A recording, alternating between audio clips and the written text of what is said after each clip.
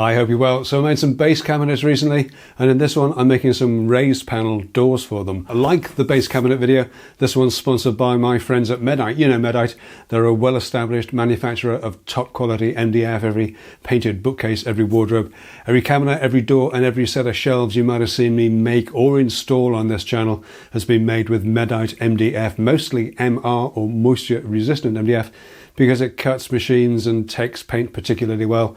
And in this video I'll be using Medite's ultimate MR MDF panel, Medite Optima. As you'll see later in this video, Optima machines particularly well with a denser core, reducing labour time in sanding and actually needing less paint for finishing. Medite also backs up their products with plain English technical support that's easy to understand for both us and our customers, and there are links in the video description to where you can sign up for additional technical advice. And I want to thank Medite for their support of the channel and for this video series. So I've done a few videos on shaker style cabinet doors, the 10-minute workshop way. I'll link a couple of them up down below. But basically they're a standard 5-piece frame and panel door with rails at the top and bottom and full height stiles at either side and a panel that's set into a groove. That groove runs the full height of the stiles and around 3 of the edges of the rails.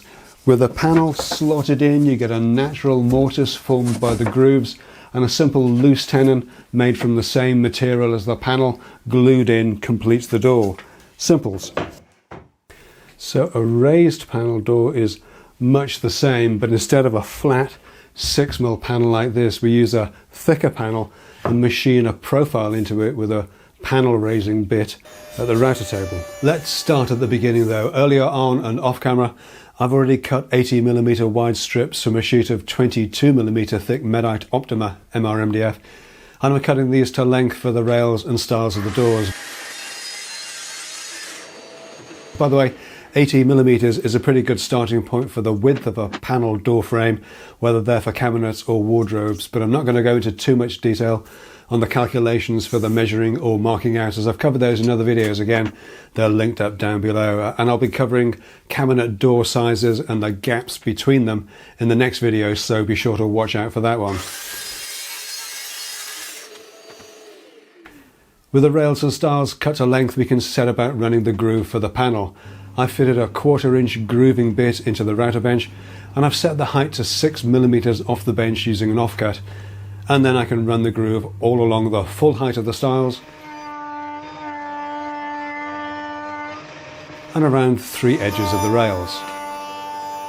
So because my router bench is really simple with no mitre gauge or anything fancy, to groove the short edges of the rails safely, I'm using a simple sled. I've shown how to make one of these in a previous video and also in a YouTube short, but it's just a way to keep the workpiece secure and your fingers out of the way, as machining or cutting something that's wider than it is long can be challenging, and a simple sled like this just bears against the fence to keep everything in place.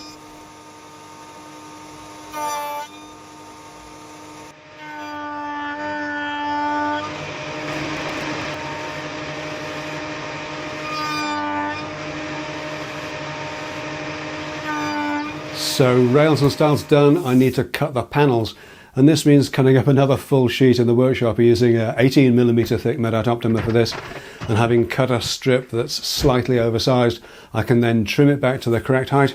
All the doors are the same height at least.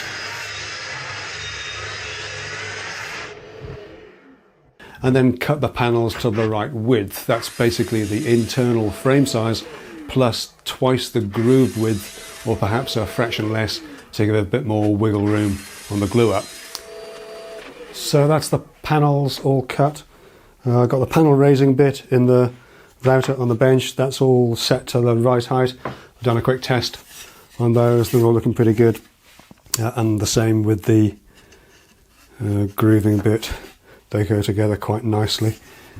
I've had to set the fence back about 3mm from the centre line to get that extra little bit of flat on the profile, so that goes all the way in to the groove.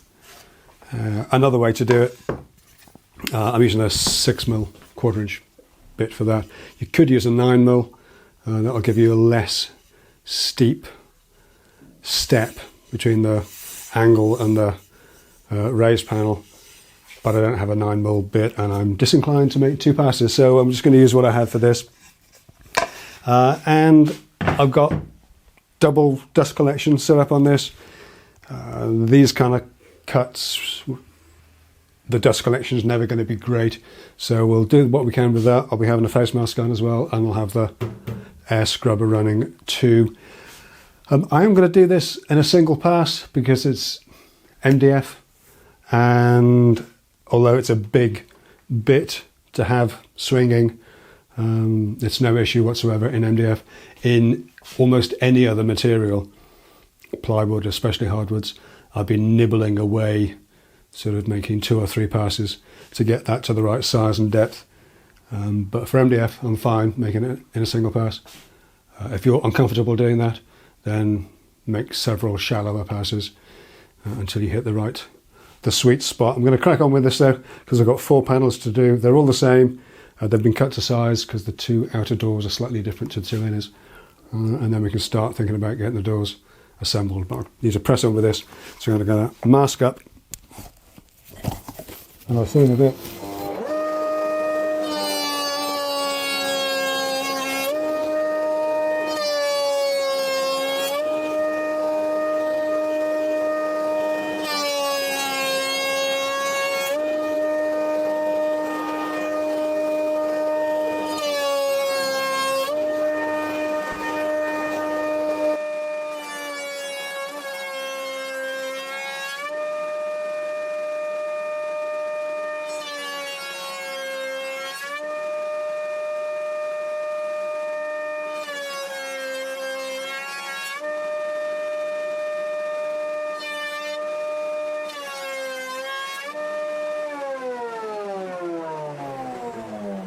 Wow, so snowdrifts of MDF dust aside, I really must get under table extraction sorted. Aside from that, the machining was pretty straightforward, and having cut a few loose tendons from some 6mm scrap, we have everything we need to get the doors put together. These entire doors are made from MDF, one of the most stable materials you can get, so I'll just be gluing them together with a bead of glue around the groove, and then the panel fitted, and finishing up with the loose tendons, plenty of glue, and a couple of clamps.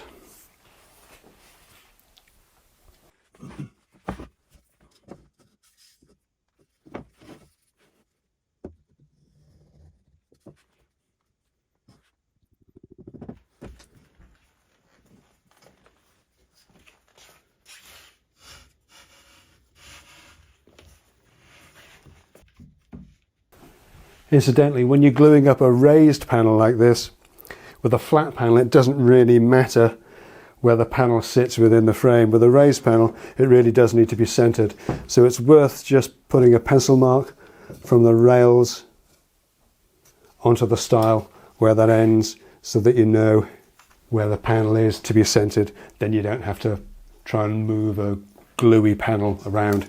Don't ask me how I know that.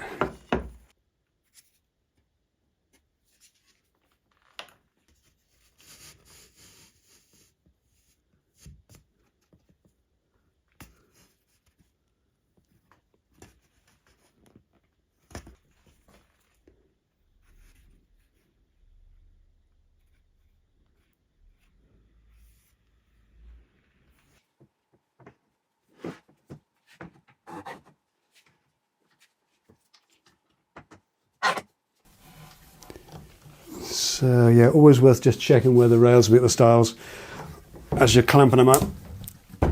A little bit of careful consideration here can save you a lot of sanding later on. So there we are, 4 raised panel doors made entirely from MDF. They're not finished yet. They'll get a light sanding where the rails meet the stiles, mostly just to clean up the glue squeeze. And I need to trim the horns, the little sort of remnants of the loose tenons off the edges. But I'll do that in the next video, when I'll be talking about making the doors fit the cabinets. I'll be talking about how big the door should be and how wide or narrow the gaps should be between those doors, if it makes a difference, if it's on a double or a single, or where the cabinets are located. But I'll call this one done for this week. Thanks so much for taking a look. Thanks to Medite for the opportunity. Don't forget to check out the links in the video description down below, and I'll see you again very soon, hopefully with slightly cleaner hands. Take care.